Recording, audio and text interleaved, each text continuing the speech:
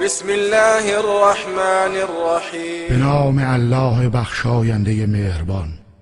اذا الشمس كورت هنگامی که خورشید در هم پیچیده شود و اذا النجوم انکدرت و هنگامی که ستارگان بینور شوند و اذا الجبال سیرت و هنگامی که کوه ها به حرکت درآیند و اذا العشار عطلت و هنگامی که ماده شتران باردار رها شوند و اذا الوحوش حشرت و هنگامی که جانوران وحشی گرد آورده شوند و اذا البحار سجرت و هنگامی که دریاها جوشان و برافروخته شوند و اذا النفوس زوجت و هنگامی که روح ها با تنها قرین شوند و اذا الموءودة سئلت و هنگامی که از دختر زنده به گور شده پرسیده شود بأي ذنب قتلت به کدامین گناه کشته شدند و اذا الصحف نشرت و هنگامی که نامه های اعمال گشوده شوند و اذا السماء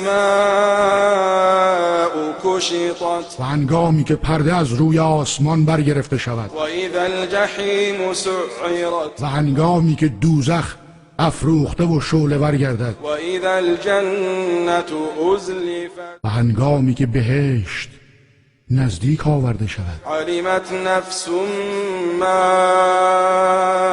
احضرت در آن هنگام هر کس خواهد دانست چه چیزی را برای آخرت خود حاضر و آماده کرده است. فلا اقسم بالخنس پس سوگند به ستارگانی که باز می‌گردند، الجوار الكنس شتابان حرکت می‌کنند و از نظر پنهان می‌شوند. واللیل اذا عسعس والصبح اذا تنفس و سوگند به شب هنگامی که تاریکیش کاسته شود و پشت کند و سوگند به صبح هنگامی که بدمد. انه لقول رسول کریم بیگمان این قرآن سخن فرستاده بزرگوار جبرئیل است ذی قوة عند ذی العرش مکین که مقتدر و نیرومند است و نزد الله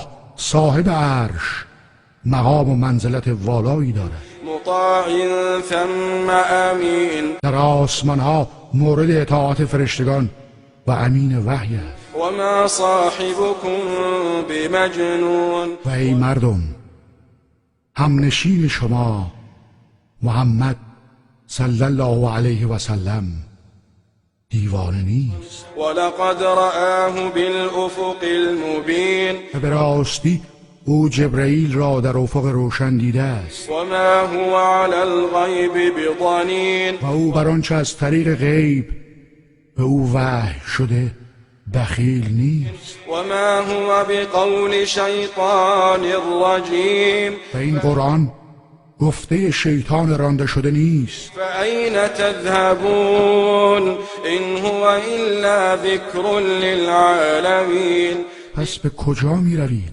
این قرآن چیزی جز پند و اندرز برای جهانیان نیست. لمن شاء منكم أن يستقيم برای کسی از شما که بخواهد راه راست در پیش گیرد. وما تشاءون إلا أن يشاء الله رب العالمين و شما نمیخواهید مگر آنکه پروردگار جهانیان بخواهد.